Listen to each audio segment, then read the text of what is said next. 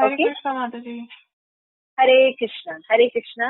Welcome you all in the class, Bhagavad Gita class. और आप सबको बहुत बहुत बधाई हो धनतेरस और दीपावली की। तो जैसे कि हम शुरू किए हैं श्रीमद् भगवद गीता यथारूप श्री प्रभुपाद की, तो आज हम चैप्टर 1 पढ़ेंगे और इसमें हम समझने की कोशिश करेंगे कि गीता में भगवान ने हमें ज्ञान क्या दिया है। तो इसको करने से पहले हम छोटी सी प्रेयर कर लेते हैं। ओम ज्ञान तिमिरान्धस्य ज्ञानाञ्जनशलाकया चक्षुरुन्मीलितं येन तस्मै श्री गुरुवे नमः। श्री चैतन्य मनोभीष्टं स्थापितं येन भूतले स्वयं रूपकदाम्यं ददाति स्वपदान्तिकम्। हरे कृष्ण कृष्ण कृष्ण हरे हरे, हरे राम राम राम हरे हरे। ग्रंथ सार श्रीमद् भगवद गीता की श्रील प्रभुपाद की जय। साई गौर प्रेमानंदे हरि हरि। तो जैसा कि आप जानते हैं कि भगवद गीता जो है वो बहुत ही आस्तिक विज्ञान है। भगवान में आस्था रखने वालों के लिए बहुत पठित, बहुत चर्चित और बहुत ही ज्यादा लोगों में प्रचलित है। पूरी दुनिया में भगवद गीता का जो ज्ञान है उसको सर्वश्रेष्ठ ज्ञान के रूप में एक्सेप्ट करते हैं। लेकिन श्री प्रभुपाद ने जब ये भगवद गीता पब्लिश की तो क्वेश्चन उठा कि भाई इतनी भगवद गीता के संस्करण ऑलरेडी दुनिया में हैं, तो फिर एक और भगवद गीता का इंग्लिश में संस्करण देने की क्या आवश्यकता थी। तो श्री प्रभुपाद ने आंसर दिया कि इस समय विश्व में जितने भी भगवद गीता है उसमें से शायद ही कोई प्रामाणिक भगवद गीता है। प्रामाणिक का मतलब होता है कि जो हमारे आचार्यों ने, गुरु ने एज इट इज नॉलेज भगवान ने दिया उसको न प्रेजेंट करके अपने मनमाने ढंग से भगवद गीता का टीका है बताना। तो इससे क्या होता है, भगवान का जो नॉलेज होता है वो शून्य हो जाता है और लोग अपनी बातें कहते हैं। इसीलिए किसी के हृदय में परिवर्तन नहीं आता, कोई भक्त नहीं बनता या सही ज्ञान दुनिया से खत्म होने लगता है, जो कि सनातन धर्म है। इसलिए आप देखिएगा तो श्री प्रभुपाद की जो बुक है भगवद गीता उसका नाम है यथारूप। आप सबके पास बुक है अपनी अपनी? हाँ जी माता जी। ओके, सिन्नी जी आपके पास श्री प्रभुपाद की भगवद गीता है? जी माता जी। ओके, तो हम चैप्टर 1 आप खोल लीजिए, वहां से हम पढ़ना शुरू करेंगे। तो चैप्टर 1 का नाम है कुरुक्षेत्र में सैन्य निरीक्षण। तो जैसा कि मैंने आपको बताया कि भगवद गीता जो है ये महाभारत का अंश है। महाभारत जो है वो बहुत बड़ा ग्रंथ है, उसमें 1 लाख से ऊपर श्लोक है। उसमें से भीष्म पर्व में ये शांति पर्व में इसको बोला गया था भगवद गीता को। भगवद गीता जो है ये भगवान ने स्वयं अर्जुन को नॉलेज दिया था। युद्ध क्षेत्र में जब कौरव पांडवों का युद्ध हो रहा था तो अर्जुन जो था वो मोहग्रस्त हो गया, उसको डिप्रेशन हो गया। उसको डिप्रेशन इसलिए हो गया तो उसको ये समझ में नहीं आ रहा था कि वो युद्ध करे अपनों से कैसे, है ना। और इस युद्ध में अगर वो जीतता भी है तो अपने जो है उसके रहेंगे नहीं, सगे संबंधी सारे मारे जाएंगे। तो वो राज्य किस लिए करे, तो क्या युद्ध करना जरूरी है या नहीं है, वो समझ नहीं आ रहा था और उसको मोह के कारण डिप्रेशन हो गया। तब भगवान ने उसको सही ज्ञान बताया।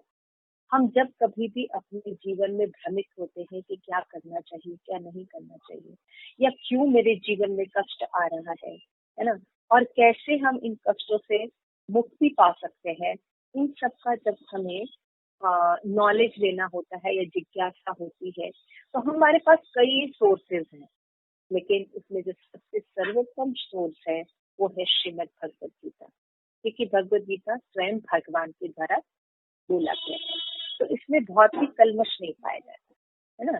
लेकिन बाकी जो रिसोर्सेज आप लेंगे, चाहे वो डॉक्टर लेंगे, चाहे साइकोलॉजिस्ट की हेल्प लेंगे, या किसी मित्रगण की या परिवारजन की या अपने कोई बिलेवर्ड की हम हेल्प लेंगे इस समस्या से बाहर निकलने के लिए, तो वो उतनी कारगर सिद्ध नहीं होती है। तो इसलिए अल्टीमेट जो सर्वशक्तिमान भगवान है उनकी शरण ग्रहण करने से, उनकी बात सुनने से हमारी समस्याओं का जड़ से समाधान हो जाता है। तो आइए पढ़ते हैं।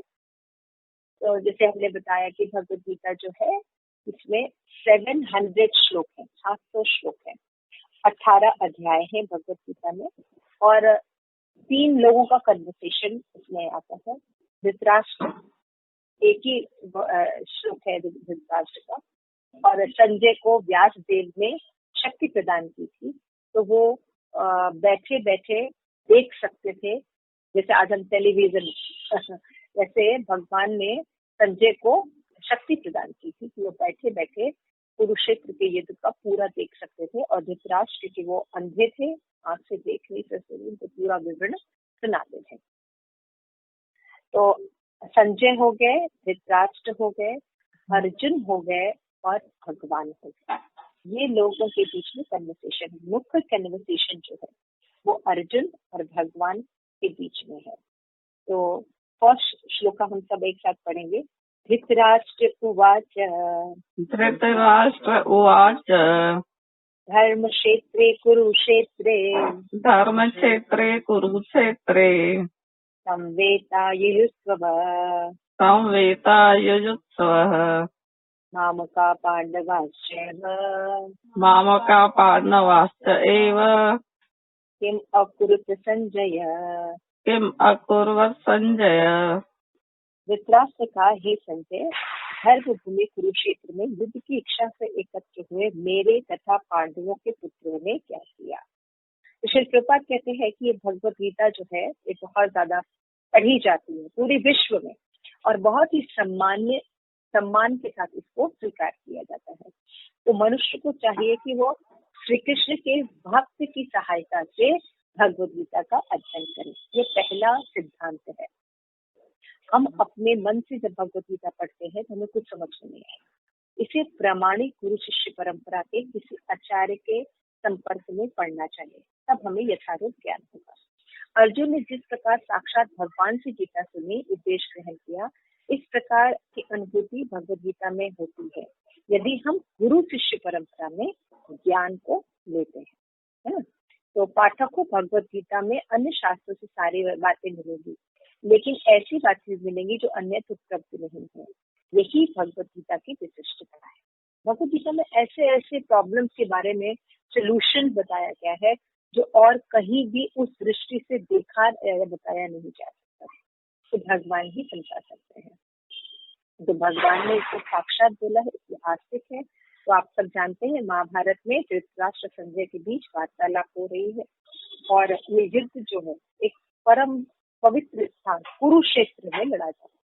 तो कुरुक्षेत्र जो भूमि है वो राजा कुरु की भूमि थी, और बहुत ही ज्यादा पवित्र भूमि, इसलिए उसको कुरुक्षेत्र को चुना गया था युद्ध के लिए, है ना। तो वो बहुत ही धार्मिक, जैसे कि वृंदावन, बद्रीनाथ, है ना, हरिद्वार, ये सब जगह कैसे होते हैं, यहाँ जाते ही वातावरण बहुत अच्छा लगता है ना। आप देखिए वहाँ जाते ही कितना अच्छा, जैसे आप वृंदावन चले जाइए, अभी आप नोएडा में बैठे हैं, अभी आप वृंदावन चले जाइए, कितना अच्छा लगता है सब कुछ। भक्ति के अनुकूल सारी चीजें। उसी तरह से जो कुरुक्षेत्र है ये भी आप जिस व्यक्ति से बात कर रहे हैं उन्होंने आपके कॉल को होल्ड पर रखा है, कृपया लाइन पर बने रहिए। The person you are speaking with has put your call on hold. हरे कृष्ण, मेरी वॉइस आ रही है? हाँ जी माता जी। ओके, अभी होल्ड पर चला गया था, प्लीज ध्यान रखिए। साउंड आप लोगों को क्लियर है? किसी को कोई दिक्कत तो नहीं हो रही? नहीं माता जी। ओके, तो इतनी बात समझ में आई कि तो इस तरह से कुरुक्षेत्र के युद्ध जो हुआ है, कुरुक्षेत्र के जो मैदान में हुआ, कुरुक्षेत्र के बारे में पहले बताया गया। कुरुक्षेत्र एक पवित्र स्थान, तो पवित्र स्थान पर धर्म की स्थापना होती है, क्योंकि ये जो युद्ध हो रहा था ये किसी राज्य प्राप्ति के लिए नहीं हो रहा था, ये भगवान की इच्छा से धर्म को स्थापित करने के लिए किया जा रहा था। इसीलिए यहाँ पे धर्म क्षेत्र बोले ना, वो बहुत इम्पोर्टेंट है, क्योंकि यहाँ जो पांडव हैं जिनके पक्ष में कृष्ण है, इसलिए इसको धर्म क्षेत्र कहा गया। और धृतराष्ट्र जो पुत्र है कौरव, वो जो है वो अधर्म का साथ दे रहे थे। तो यहाँ पे बड़ा ही अजीब सा प्रश्न पूछा गया धृतराष्ट्र की तरफ। तो जब हम कोई भी चीज बोलते हैं तो बोलने से हमारी मनोवृत्ति के बारे में पता चलता है ना।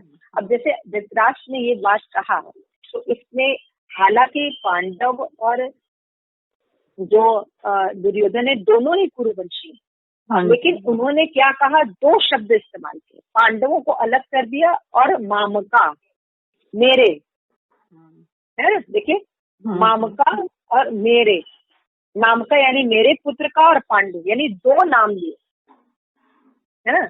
यानी कुरुवंशी जो कौन है वो उनके हिसाब से दुर्योधन ही कुरुवंशी है, पांडवों को पांडवों का यानी कुरुवंश से अलग कर दिया। देख रहे हैं तो मेंटलिटी क्या है कि अपने बच्चों को ही राज्य देना और पांडवों को नहीं देना, तो भेदभाव की यही से समझ में आता है। और यहाँ पे पूछ रहे हैं संजय से, धृतराष्ट्र पूछते हैं कि वो किम कुरुत संजय, क्या कर रहे हैं युद्ध के मैदान में इकट्ठा होके। अरे आप अगर स्विमिंग पूल में गए हैं और आप स्विमिंग ही तो करेंगे। आप अगर सब्जी खरीदने गए हैं और कोई आपसे पूछे कि आप क्या करेंगे, तो क्या आप बात कर रहे हो, सब्जी ही खरीदेंगे। तो जिस भी काम के लिए जा रहे हैं, अब युद्ध क्षेत्र में खड़े हैं तो पकौड़े तो बनाएंगे नहीं। तो ये जो प्रश्न है कि क्या कर रहे हैं, किम कुर्वता, ये अपने आप में ही बहुत संदिग्ध है। और इससे पता चलता है कि जो धृतराष्ट्र बहुत डरे हुए, क्योंकि उनको कहीं न कहीं विश्वास था कि ये जो हमारे पुत्र तो हैं लेकिन ये सब अधर्मी है, और कृष्ण जिसका साथ दे रहे हैं पांडवों का वो धर्म के पक्ष में, और ये युद्ध भी तीर्थ भूमि में लड़ी जा रही है, कुरुक्षेत्र में। तो भूमि भी किसका साथ देगी, धर्म का कि अधर्म का। अगर तीर्थ स्थान में किसका साथ देगी, धर्म का कि अधर्म का। धर्म का। धर्म का। तो उसको उनको बहुत ज्यादा भ्रम था धृतराष्ट्र को, क्योंकि ये युद्ध जो है वो धर्म क्षेत्र में लड़ा जा रहा था। तो उनको ये पूरा था कि मेरे जो बच्चे हैं वो अधार्मिक हैं, हमारी हार तो निश्चित है। उनको भी अंदर से भय था, इसीलिए वो इस तरह से पूछ रहे कि क्या कर रहे हैं। तो यहाँ पे बताया जा रहा है कि अभी जो युद्ध होने वाला है वो भगवान की इच्छा से धर्म की स्थापना के लिए होने जा रहा है, और जितने भी अवांछित जो खरपतवार रहेंगे इन सबको जड़ से उखाड़ के फेंक दिया जाएगा। मतलब दुर्योधन की जो सेना है या दुर्योधन का पूरा साम्राज्य खत्म हो जाएगा जड़ से, है ना। जैसे कि अगर पेड़, आप खेत देखिए तो खेत में मान लीजिए गेहूं बोया हुआ है तो साथ साथ में खरपतवार भी उगाते हैं, है ना। घास वगैरह भी साथ साथ में निकल आती है। तो अगर वो हटाई नहीं जाएगी तो गेहूं ठीक से पैदा नहीं होगा, मतलब पकेगा नहीं, अच्छा नहीं होगा। तो इसलिए वो खरपतवार निकाल दिया जाता है। तो उसी तरह से जैसे एक किसान खरपतवार को निकाल देता है, भगवान इन अधर्मियों को निकाल देंगे और धर्म की स्थापना करेंगे। तो यहाँ पे बताया जा रहा है कि यहाँ धर्म क्षेत्र कुरुक्षेत्र की ऐतिहासिक तथा वैदिक महत्ता के अतिरिक्त यहाँ सार्थकता है। इसीलिए आप देख सकते हैं कि धृतराष्ट्र की क्या मेंटेलिटी है। मामका और पांडव वो शब्द इस्तेमाल किए, जबकि दोनों कुरुवंशी हैं। वो ये भी पूछ सकता था कि कुरुवंशियों का क्या हो रहा है, लेकिन नहीं, उसने भेद करके पूछा। इसका मतलब वो पांडवों को राज्य नहीं देना चाहता था, है ना, भेदभाव रखता था। इसलिए दूसरा श्लोक है संजय उवाच। संजय उवाच दृष्ट्वा तु पांडवानीकम् यूयं दुर्योधन तथा आचार्यम् उपसंगम्य राजा वचनम् अब्रवीत्। अभी धृतराष्ट्र की कमजोरी को बताया गया कि धृतराष्ट्र राजा होते हुए भी अपने पुत्रों के प्रति ज्यादा स्नेहशील था, जबकि वो अधार्मिक तब भी, और पांडव धार्मिक थे और सचमुच उत्तराधिकारी वही थे, लेकिन उनसे भेद रखता था और ईर्ष्या करता था। तो ये जो धृतराष्ट्र की मेंटालिटी होगी।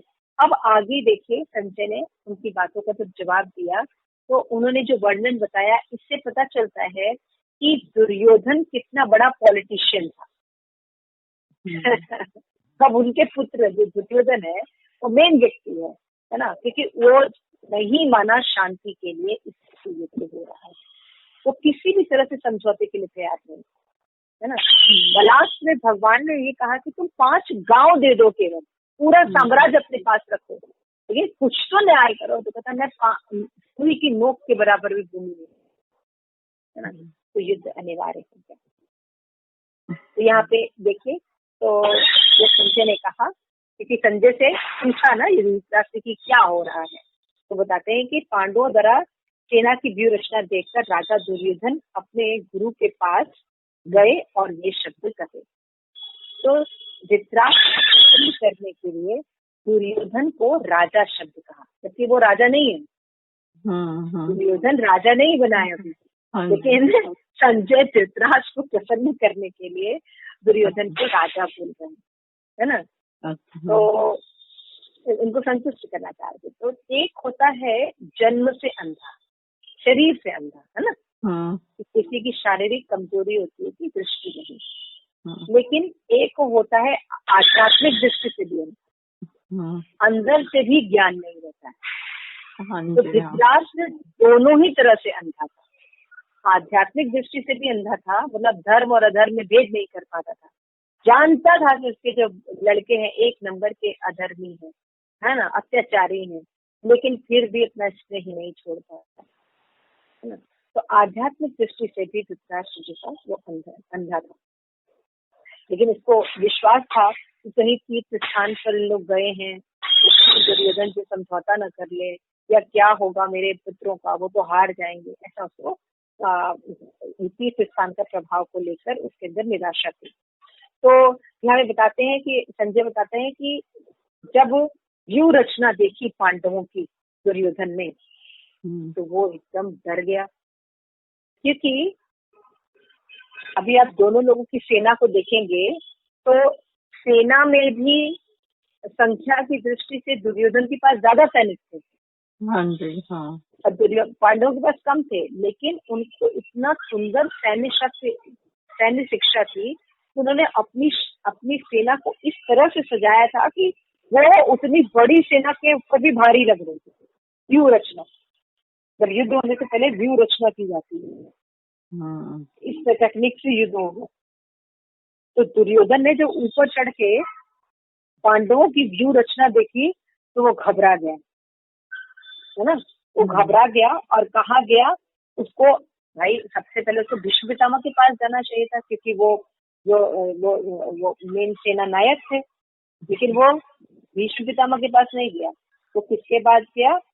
आचार्य, यानी शिक्षक गुरु कौन थे? द्रोणाचार्य, उनके पास गया, द्रोणाचार्य के पास गया। पश्यतां पांडुपुत्राणाम् आचार्यं महितं चमुम् व्यूढानां द्रुपदपुत्रेण तव शिष्येण धीमता। इस प्रकार जी की आवाज नहीं आ रही है। नहीं, बैठा हूँ मैं। तो आप बोलिए, मुझे आवाज आनी चाहिए ना। हाँ जी, टीचर को सबके स्टूडेंट्स की आवाज आनी चाहिए। हाँ जी, ओके, थोड़ा लाउडली बोलिए ताकि मुझे सुनाई दे। तो अभी क्या हुआ, व्यूह रचना को देखा जब, आप सुन रहे हैं प्रकाश जी? हाँ जी, बिल्कुल सुन रहे हैं।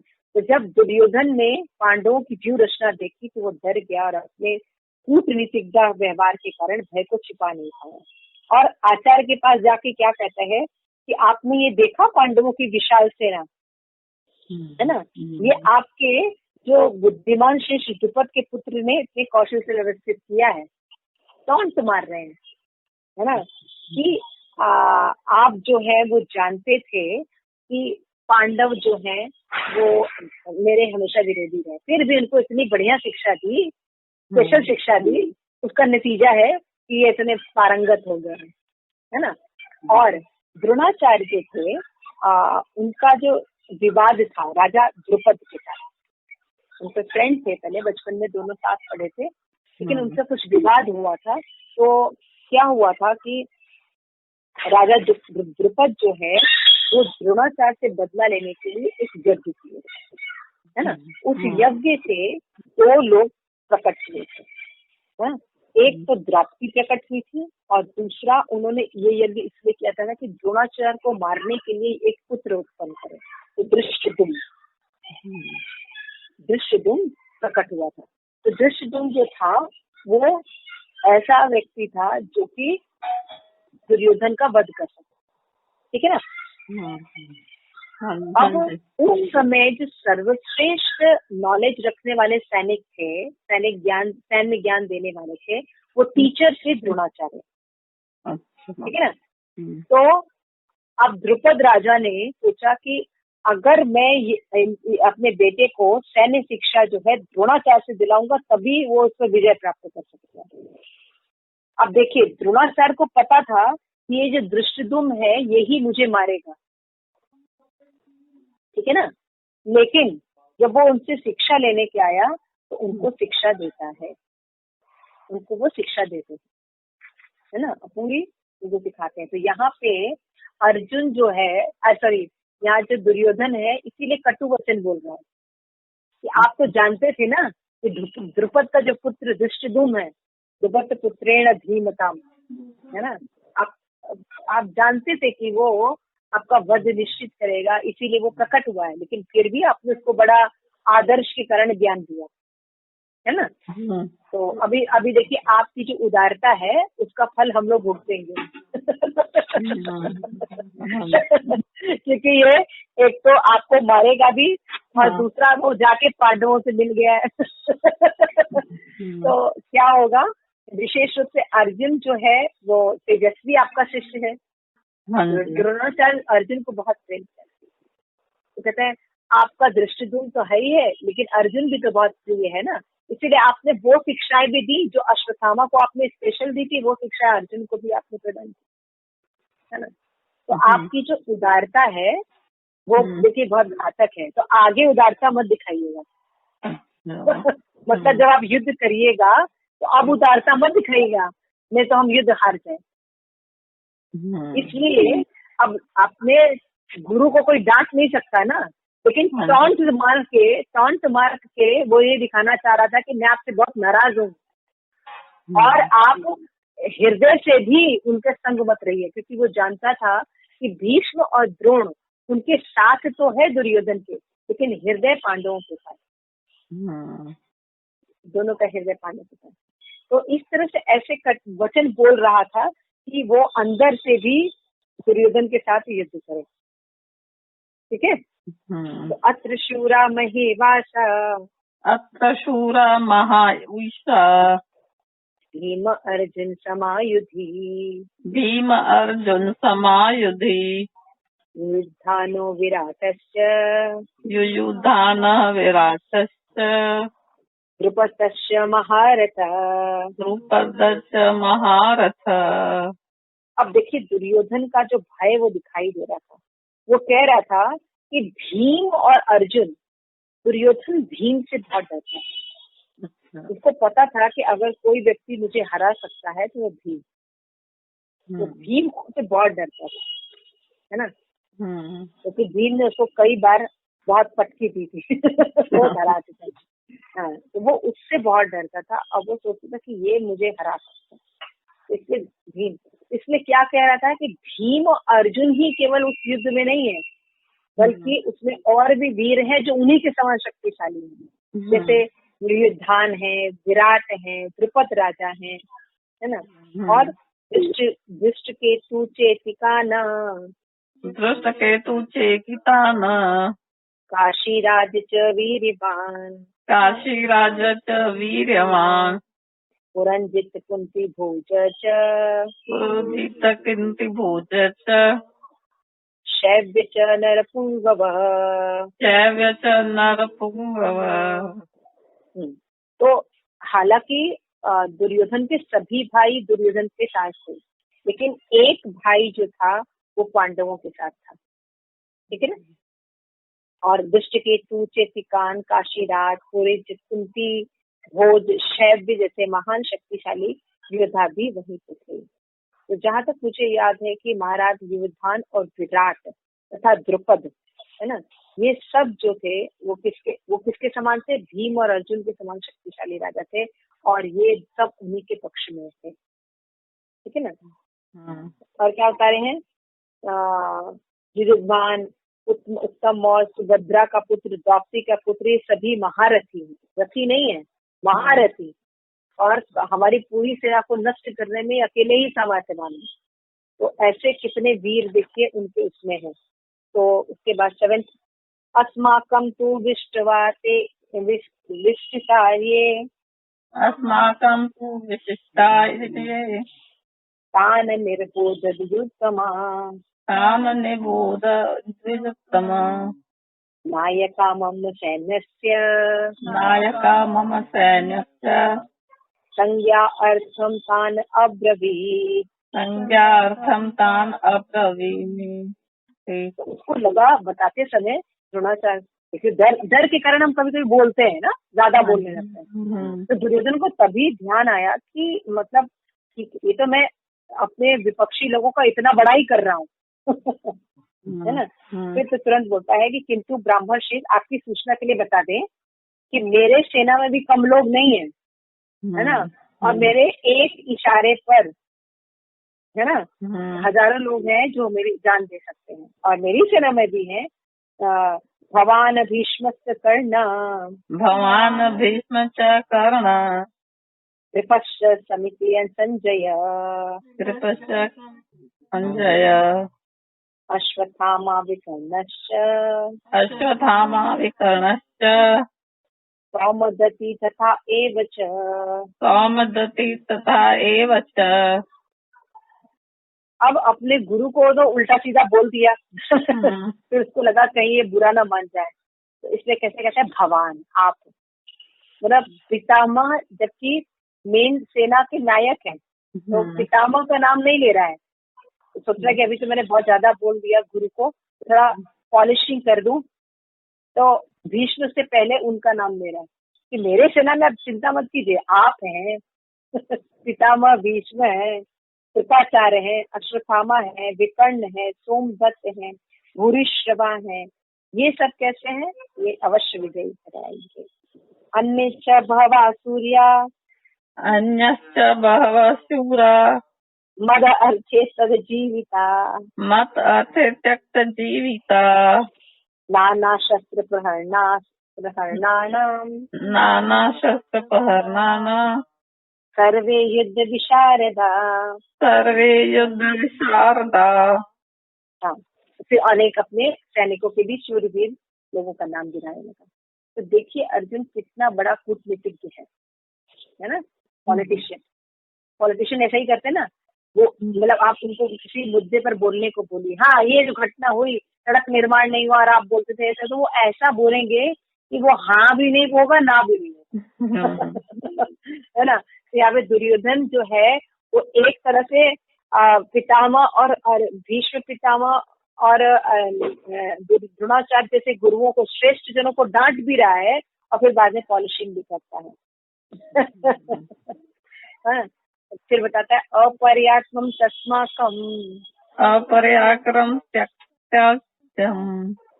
बलम भीष्माभिरक्षितम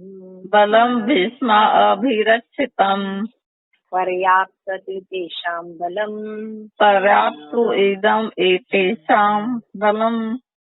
भीमाभिरक्षितः। तो फिर उसने पूजा करने में अपनी शक्ति को क्या बताएगा? श्रेष्ठ बताएगा। क्या होता है? हमारी जो शक्ति है वो अपरिमेय है, नापा ही नहीं जा सकता। और हम सब क्या है, ये जब अब सोचा था कि भैया अब तो आचार्य को तो बहुत बोल दिया, अब कहीं मतलब वो तो चीफ ऑफ कमांडर है भीष्म पितामह, वो बुरा ना मान जाए तो अब भीष्म पितामह की बड़ाई करने लगा, है ना। कि जब क्योंकि भीष्म पितामह को इच्छा मृत्यु का वरदान प्राप्त था, है ना, तो इसलिए कह रहा था कि हमारी शक्ति तो अपरिमेय है, नापा ही नहीं जा सकता। ठीक है, पांडवों की होगी, लेकिन हम तो भीष्म पितामह के द्वारा संरक्षित हैं, है ना।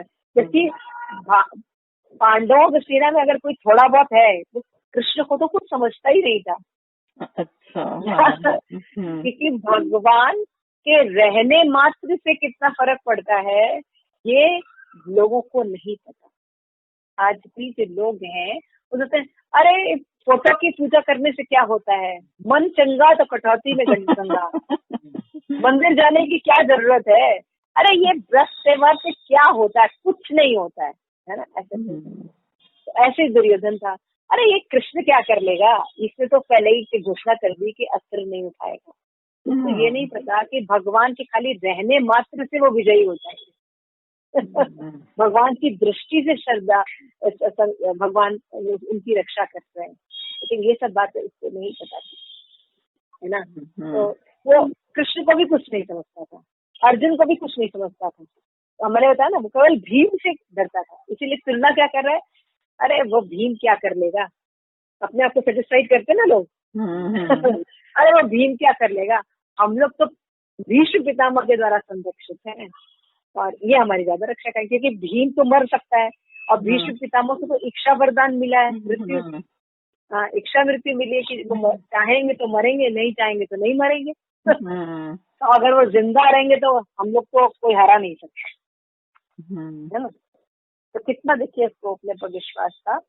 तो अनेषु च सर्वेषु अन्येषु च सर्वेषु यथा भाग अवस्थिता यथा भागम अवस्थिता भीष्मेवाभिरक्षन्तु भीष्म एव सन्तु भवन्तः सर्व एव हि। भवन्तः सर्व एव हि। तो इसलिए क्या करिए, सैन्य व्यू में अपने अपने मोर्चे पर आप लोग खड़े हो जाइए और सभी अब सोचता है कि अगर मैं इमिलियो को बोलूंगा कि अपने सैनिकों को न बोलूं तो वो प्रोत्साहित कैसे होंगे, तो सैनिकों की तरफ घूम के कहता है, सैनिकों आप इन सब लोग क्या करिएगा, हमारे जो नेता है, मेन जो हमारे लीडर हैं भीष्म पितामह, इनको पूरा पूरा सहयोग दीजिएगा। तो इस तरह से अपने भय को छिपाते हुए, अपनी हार को छिपाते हुए, आचार्यों की निंदा करते हुए, चाटुकारिता करते हुए, वो पहले तो निंदा करता है, इसके बाद उनकी चाटुकारिता भी करता है ताकि उनका मॉरल बना रहे, वो डिमोरलाइज ना हो जाए। आज हम यहाँ तक पढ़ते हैं 11वां, हम आगे शुरू करेंगे। आज जो हमने पढ़ा उसमें किसी का कोई प्रश्न नहीं। तो आज का जो सिंपल है लेकिन इसमें बहुत कुछ सीखा जा सकता है कि इस तरह से हमारी जो आसक्ति है, धृतराष्ट्र जैसी हमारी, धृ माने पकड़ कर, राष्ट्र माने इस जगत से, इस जगत में हमारी इतनी आसक्ति है कि दुख मिलने पर भी हम इसको पकड़ कर रखना चाहते हैं, तो भोगना चाहते हैं, छुट्टी नहीं, क्योंकि हमें ऊंचा ज्ञान है। जब हमें ज्ञान हो कि इससे भी सुंदर दुनिया है, गोलोक धाम, जहाँ से हम रहने वाले हैं, जहाँ जन्म मृत्यु जरा व्याधि नहीं है, वहाँ अपने घर जाने पर हम सदैव सुखी रहेंगे, तो हम इसको छोड़ देंगे आराम से। उच्च चीज मिलने पर निकृष्ट छूट जाता है ना। लेकिन उच्च नॉलेज नहीं होने पर हम सोचते सब कुछ यही है, तो मृत्यु आने के समय सब कुछ जो छोड़ना पड़ता है तो हमें कष्ट होता है।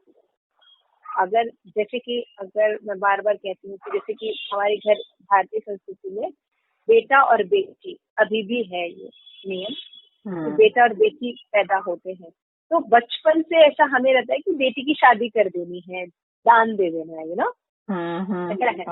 ना। तो जब शादी होती तो दुख होता है, तो उसको बचपन से पढ़ाया किया, खेला, बड़ा हुआ, इसी दुख के सारे हम लोग देखे, तो हम उसको छोड़ नहीं पाते हैं। लेकिन क्योंकि एक माइंड सेट है हमारा कि उसका दान किया जाता है, ऐसी ही रीति है, तो उतना कष्ट नहीं होता है ना। ठीक है वेद प्रकाश जी, सही बोल रहे हैं ना? बिल्कुल 100% सही है कि मन से अगर हमको संस्कार रहता है, हमें पता रहता है कि जो बेटियां होती हैं उनका दान दिया जाता है ना, तो कष्ट तो बहुत होता है लेकिन फिर भी हम दान देते हैं क्योंकि ऐसा रिवाज है, ऐसा पहले से नॉलेज रहता है। तो क्या होता है, उसके उत्कृष्ट भाग्य का उदय के लिए हम अपना स्नेह छोड़ देते हैं, है ना। हालांकि बहुत मुश्किल होता है, बहुत मुश्किल है ना। हमें तो कहते हैं ज्ञान देने वाली बेटी है हमें, लेकिन हमसे बचपन से मिलता है कि वो वहाँ उसका उस भविष्य और सुंदर बनेगा, ऐसा होगा। तो उसके उत्कृष्ट सुख के लिए हम अपना जो निम्न मोह है वो त्याग देते हैं। बिल्कुल सही, ऐसा है ना। हाँ जी बिल्कुल सही बात है। उसी तरह से जब हमें अपने भगवत धाम, हम कहाँ के हैं, किसके हैं, और इन सब दुख के लिए हम नहीं बने हैं, ये ज्ञान जब हमें मिलता है तो इस भौतिक जगत के तुच्छ सुख से हमारी आसक्ति खत्म हो जाएगी ना। फिर हम क्या देखेंगे कि हम अपने जो बिलवेड वन है उनको भी साथ लेके भगवत धाम जाएंगे, वो भी जन्म मृत्यु और जरा व्याधि के दुखों को न भोगे। बिल्कुल। तो हमें धृतराष्ट्र की तरह इस राष्ट्र, इस भौतिक आसक्ति से पकड़ कर नहीं रखना है। आप देखिए, जान रहा है कि मेरे पुत्र अधर्मी है, लेकिन फिर भी उन्हीं को सपोर्ट करता है।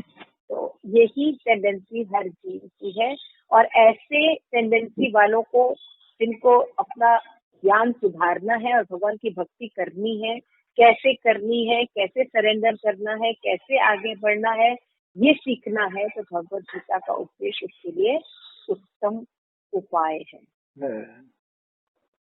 अगर हम इन तुच्छ आसक्तियां, जिसमें दुख, कितना दुख मिलता है हर किसी से, आप किसी की भी इतनी सर्वोत्तम सेवा कर लीजिए फिर भी वो संतुष्ट नहीं होता, ना आप संतुष्ट होते हैं ना वो संतुष्ट। इसका रीजन क्या है? ये सब रीजन जो है इस भगवत गीता में बताया गया कि किस तरह से सेवा की जाए कि संतुष्ट हो, और क्या गलती हम करते हैं।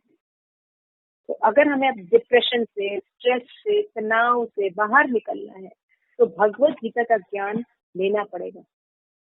और धृतराष्ट्र को हमें अर्जुन बनाना पड़ेगा। ठीक है। हाँ जी, हाँ जी। Thank you so much. Shri Prabhupada की जय, श्रीमद् भगवत गीता की जय। आप